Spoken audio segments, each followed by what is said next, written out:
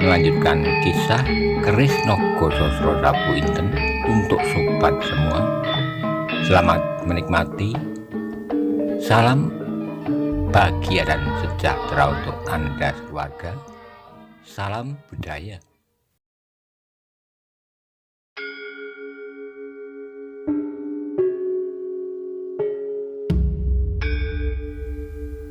Pada episode sebelumnya dikisahkan, ketika tiba di desa Kepandak, Ki Ageng Suro Dipoyono memerintahkan Laskar Banyu Biru dan Laskar Pamingit membentuk gelar perang. Ki Ageng Suro Dipoyono memerintahkan gelar perang Sapi Turang, di mana di sayap kiri oleh Laskar Banyu Biru dan di sayap kanan Laskar Pamingit. Gelar itu menyerupai udang raksasa yang siap menerkam mangsanya. Bagaimana kisah selanjutnya? Simak bersama-sama.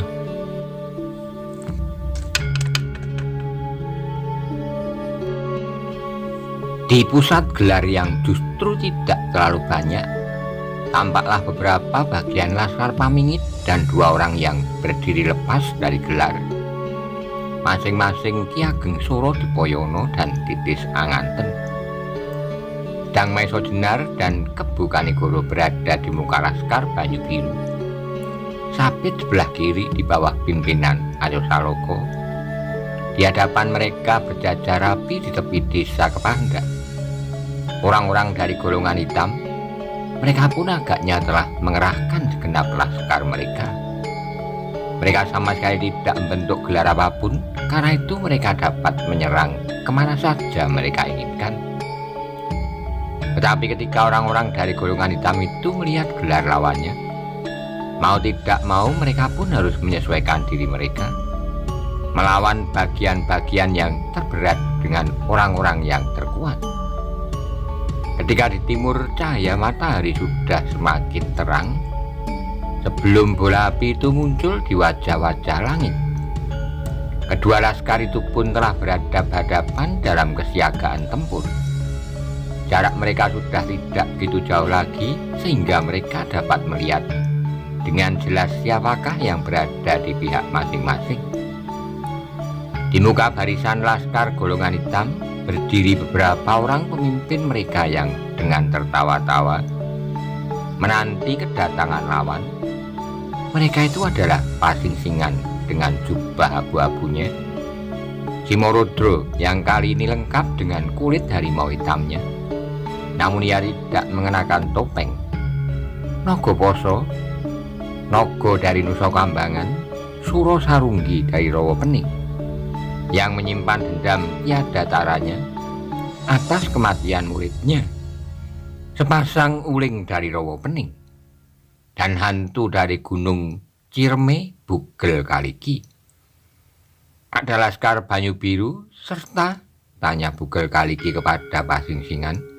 Ya, tetapi tak seberapa. Mereka tak akan berarti apa-apa menghadapi laskar kita, jawab Pasingsingan. Namun yang harus mendapat perhatian adalah Maesa Jenar. Simorodro tertawa. Biarlah aku selesaikan, katanya. Pasingsingan mengangguk-anggukkan kepalanya, namun ia ragu. Simorodro belum tahu sampai di mana tingkat kemajuan yang telah dicapai oleh Maesa Jenar. Namun demikian ia berdiam diri, mudah-mudahan Simorodro benar-benar dapat menandingi. Sekarang mereka mendapat bantuan anak gila dari Banyu Biru itu.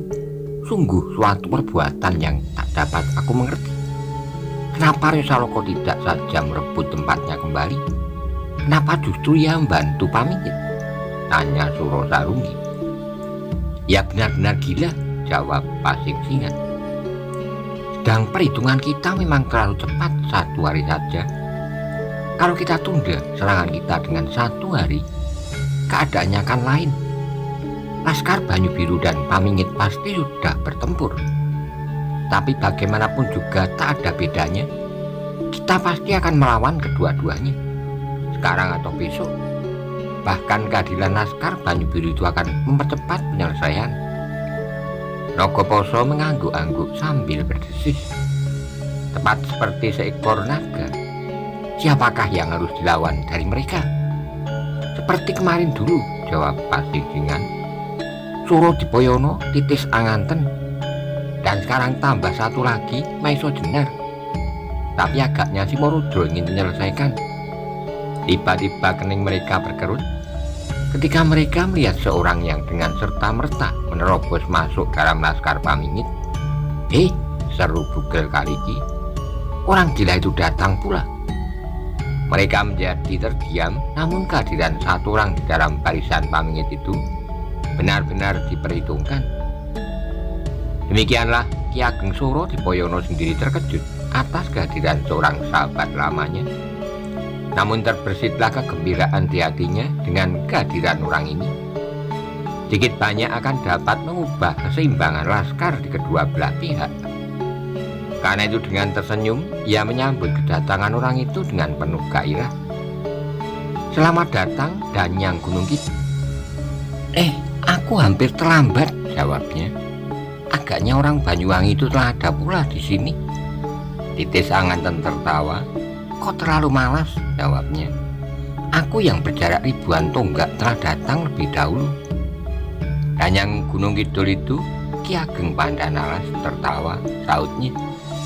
Kerjamu tidak ada lain kecuali berjalan dari satu tempat ke tempat lain, sedang aku masih harus menunggu jagungku menjadi tua. Orang yang hidupnya terikat pada tanaman jagung, kalau dunia ini akan meledak, kau masih saja menunggu jagungmu, sela Ki Ageng Suro Dipoyono. Ki Ageng Pandanalas tertawa, namun ia sudah berjalan pula di samping Suro Dipoyono. Pilihlah aku lawan, katanya. Terserah kepadamu, jawab Suro Dipoyono. Yang bongkok, yang berkulit macan, yang berkepala besar, atau yang mana? Mana saja yang terdekat, jawab Pandanalas seenaknya. Tapi meskipun demikian, dalam waktu yang cepat ia telah berhasil menilai lawan-lawannya. Ia benar-benar terkejut ketika ia melihat Maiso Jenar berdiri di sapit sebelah kiri.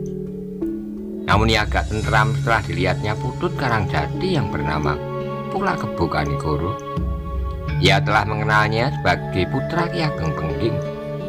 Di Bukit Karangtumoritis, ia berdoa di dalam hatinya mudah-mudahan kedua orang itu dapat menempatkan diri baik-baiknya, sehingga kedua-duanya tak menemukan cedera. Juga ia berdoa mudah-mudahan Arya Saloka dapat membawa dirinya di antara laskarnya. Saat kemudian kedua laskar itu telah mencapai jarak yang menentukan. Sebelum laskar Pamingit mulai, terdengarlah orang-orang laskar itu berteriak nyaring sambil beloncatan menyerbu. Sementara itu Ki Ageng Lembu Soro segera menggerakkan tangannya yang telah menggenggam pedangnya yang besar sekali, memberi aba-aba kepada laskarnya untuk bertempur. Tanda itu segera diteruskan oleh Sawung Sariti, Wulungan, dan Galunggung. Mereka memutar pedang masing-masing di udara sebagai perintah untuk bertempur. Di sayap kiri nampaklah berkilauan tombak pusaka di tangan Arya Saloka. Dengan tekad yang bulat, ia telah menyerahkan dirinya untuk melakukan pengabdian. Dengan doa dalam hati, Tuhan akan menyertai kami dan memberkahi pengabdian kami. Ketika ia mengangkat tombaknya, berkilat-kilat pula lah pedang bantaran, penjawi, dan tombak bermata dua di tangan Jaladri. Mereka pun meneruskan aba-aba Arya Saloka kepada laskar mereka yang bergerak sebagai sapit kiri dari gelar sapit urang. Saat Arya Saloka melihat bantaran beserta laskarnya mendesak maju, mereka melingkar untuk kemudian menyerang dari lambung. Tetapi orang-orang dari golongan hitam itu tidak mempergunakan gelar tertentu, sehingga mereka pun menghambur menyerang laskar bantaran dari arah yang mereka sukai. Meskipun demikian, bantaran tidak menjadi bingung. Ia tetap bertempur dalam gelar kiri. Laskarnya yang bersenjata pedang dengan perisai di tangan kiri bertempur seperti banteng-banteng yang tangguh. Demikian juga laskar Jaladri di bagian tengah sapit kiri. Laskar yang sebagian besar bersenjata tombak ini pun bertempur dengan semangat yang menyala-nyala. Mereka sadar betapa orang-orang dari golongan hitam itu harus dimusnahkan, sebab satu saja mereka tinggal akan dapat merupakan benih buat masa datang. Sedang laskar penjawi berada dekat dengan induk pimpinan, seperti juga penjawi sendiri. Laskarnya bertempur tanpa mengenal takut. Meskipun mereka sadar bahwa orang-orang dari golongan hitam dapat berbuat hal-hal di luar batas-batas perikemanusiaan, namun justru karena itulah maka mereka harus dimusnahkan. Ki Ageng Sorodipoyono sendiri masih berdiri di antara kedua pihak yang sudah terlibat dalam pertempuran. Ia melihat keadaan di sekelilingnya, kemudian pandangannya menebar ke segenap penjuru pertempuran. Di sebelah kirinya, tidak terlalu jauh, ia melihat Ki Ageng Pandanalas menyusup ke dalam daerah pertempuran untuk mendekati Pasingsingan. Agaknya ia benar-benar ingin tahu apakah Pasingsingan ini benar-benar Pasingsingan sahabatnya dahulu. Ia masih ingat di alun-alun Banyu Biru ia pernah bertempur dengan Pasingsingan. Meskipun Pasingsingan itu mempunyai pusaka-pusaka dengan ciri-ciri khususnya, namun ia tetap meragukannya. Demikianlah supaya kedatangannya di Pangrantunan ini ada juga hasilnya. Apabila ia benar-benar dapat mengetahui siapakah yang bersembunyi di balik topeng yang jelek itu. Pandanalas menyesal bahwa ketika ia dengan tergesa-gesa berangkat dari Gunung Kidul, ketika didengarnya kabar tentang kerusuhan di Banyu Biru yang ternyata seterusnya berkembang menjadi kerusuhan di Pamingit dan Pangrantunan, tidak diajaknya serta muridnya Soryudo yang setidak-tidaknya akan dapat membantu memperingan pekerjaan Laskar Pamingit dan Banyu Biru. Tapi yang didengarnya semula adalah persoalan yang lain, persoalan antara Banyu Biru dan Pamingit. Di arah yang lain, ia melihat Titis Anganten berdiam diri sambil tersenyum-senyum. Orang itu pun agaknya sedang menikmati kesibukan pertempuran itu. Ia menunggu saja siapakah yang akan datang kepadanya. Hanya sekali-kali ia harus bergerak menghindar serangan dari laskar golongan hitam yang menyangka bahwa Titis Anganten dapat dikenainya dengan mudah. Para penyerang itu menjadi kecewa setelah mereka sadar bahwa yang berdiri di hadapannya adalah Titis Anganten. Karena itu segera mereka mencari sasaran lain dan menyerahkan Titis Anganten kepada para pemimpin mereka. Namun saat kemudian ia melihat Titis Anganten tertawa sambil meloncat maju, menyongsong seorang yang bertubuh tegap tinggi dan berkepala besar, Suro Sarunggi dari Rawa Bening. Saat kemudian Ki Ageng Sorodipoyono melihat Bugel Kariki, si bongkok dari Gunung Ciremai, datang ke arahnya, Ki Ageng Sorodipoyono tersenyum. Agaknya ia harus bertempur melawan hantu bongkok itu. Ia menarik napas dalam-dalam. Ia kenal benar bahwa si bongkok itu seperti bertangan bara. Sentuhan-sentuhan atas tubuh lawannya oleh tangan Bugel Kariki, kulitnya pasti akan terkelupas.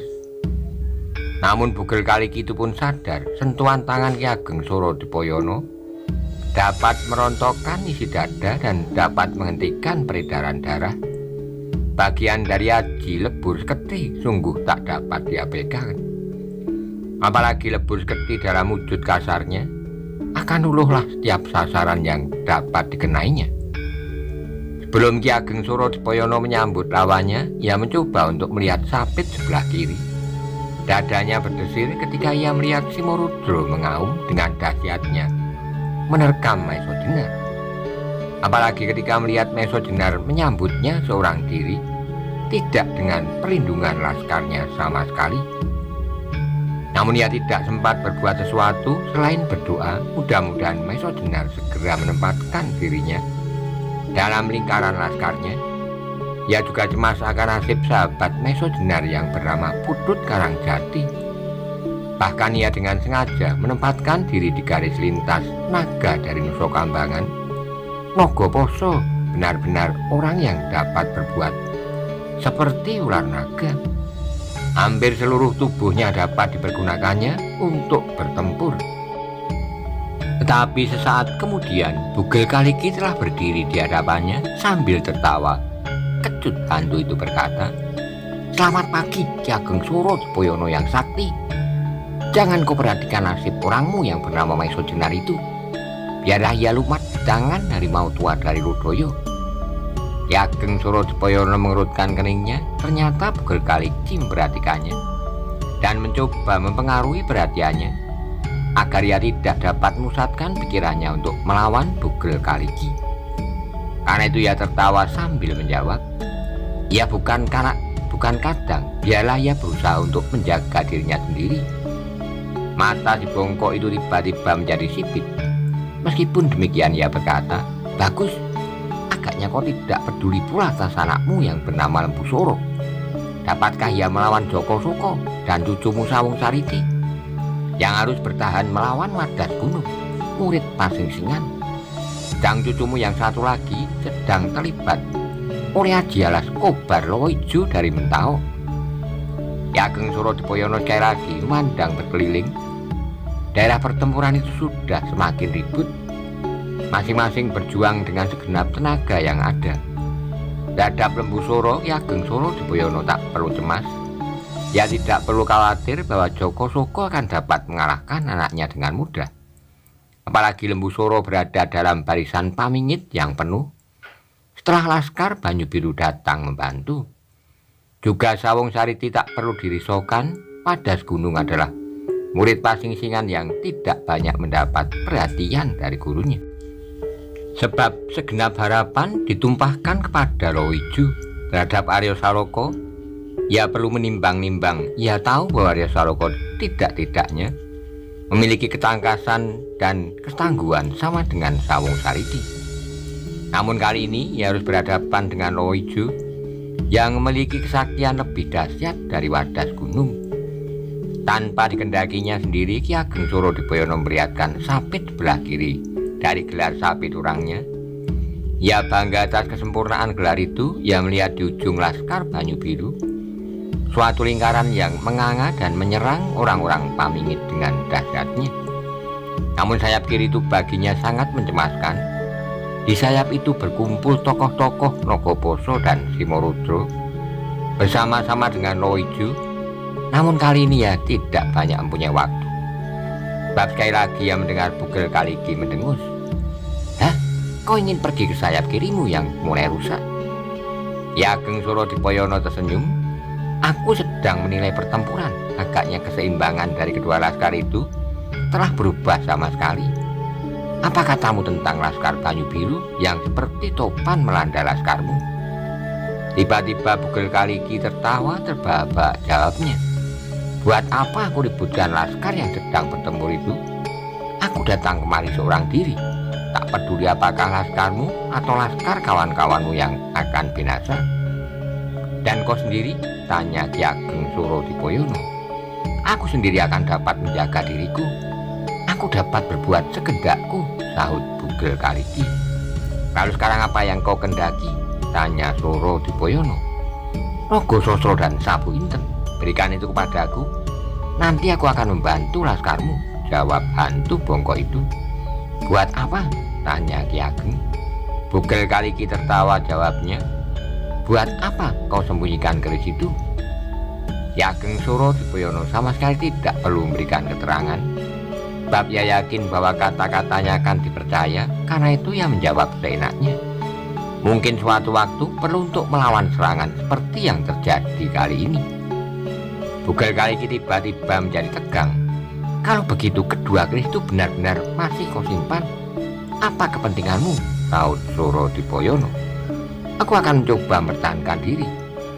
Meskipun aku sudah tua, namun mati karena tanganmu sungguh tak menyenangkan," sahut Ki Ageng Suro Dipoyono. Bugel Kaliki tak mau berbicara lagi. Setelah memandangi pertempuran itu sekali lagi, tiba-tiba ia melompat sambil berteriak tinggi. Ki Ageng Suro Dipoyono pun telah bersedia pula. Karena itu segera ia menghindar untuk segera melompat dengan tangkasnya menyerang kembali. Demikianlah kedua orang itu kemudian bertempur dengan dahsyatnya di antara hiruk pikuk pertempuran. Ki Ageng Suro Dipoyono benar-benar harus memusatkan segenap perhatiannya untuk melawan hantu bongkok dari Gunung Cerme itu. Karena itu ia tidak mempunyai kesempatan mengamati pasukannya. Meskipun demikian, ia merasa bahwa Laskar Pamingit dan Banyu Biru bersama-sama dapat mengimbangi laskar lawan. Bahkan sedikit demi sedikit terasa garis pertempuran itu bergeser maju.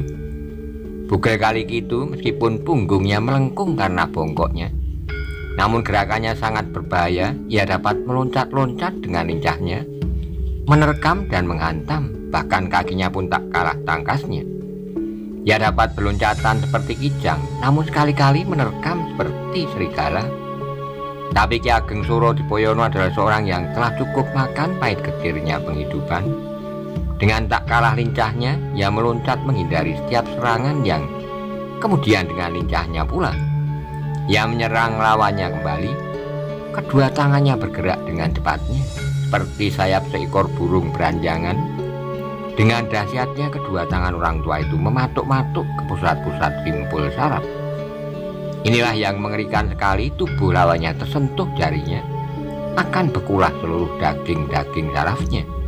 Dan ini pun dimaklumi oleh lawannya, sehingga Bugel Kaliki pun berjuang keras untuk melindungi setiap kemungkinan itu. Ia percaya kepada ketangkasannya dan kekuatannya, kepada kesaktiannya yang dapat menjadikan tangannya sepanas bara. Ia menamai kesaktian itu Condromowo. Di samping ilmunya yang tak kalah dahsyatnya, yang dengan bangga disebutnya Dasa Prahara. Dengan demikian maka pertempuran itu merupakan pertempuran yang dahsyat antara dua orang perkasa, sehingga setiap orang di sekitarnya terpaksa bergegas menjauhkan diri. Untuk saat pertempuran antara Laskar Pamingit dan Laskar Golongan Hitam itu di sekitar kedua tokoh tua itu terhenti. Dengan keheran-heranan mereka mandang perkelahian yang berubah seperti lesus yang berputar-putar mengerikan. Tapi ketika mereka tersadar, segera mereka terlibat kembali dalam pertempuran yang sengit. Matahari semakin lama menjadi semakin tinggi beredar di langit yang bersih. Begitu cepat seakan-akan begitu tergesa-gesa untuk dapat melihat medan pertempuran itu dengan jelas. Untuk kesekian kalinya bola api yang terapung itu melihat betapa manusia bertengkar dan bertempur di antara mereka. Sudah berapa banyak darah yang mengalir dari luka-luka di tubuh mereka. Telah berapa banyak air mata yang mengalir karenanya. Namun manusia itu tidak jemu-jemunya saling membunuh karena mereka bertentangan kepentingan. Terdoronglah kepentingan mereka, golongan mereka, diri mereka. Maka kadang-kadang mereka lupa betapa manusia tercipta karena cinta. Larutlah cinta itu seperti kabut yang dilanda angin apabila mereka dihadapkan pada pemanjaan diri, pemanjaan nafsu jasmaniah, dan lupalah mereka akan hari-hari yang dijanjikan, hari pengadilan di ujung zaman. Namun Tuhan Maha Tahu didengarnya apa yang terlontar dari bibir kita, apa yang terucapkan oleh mulut kita. Bahkan taulah Tuhan apa yang terukir dalam hati kita. Sehingga dengan demikian kebaktian bukanlah janji, namun sebenarnya kebaktian adalah tingkah laku dan pengamalan. Semakin tinggi matahari manjat langit, pertempuran di lereng Gunung Merbabu itu menjadi semakin riuh. Berdentanglah bunyi senjata beradu, dibarengi teriakan seram dan pekik ngeri kesakitan.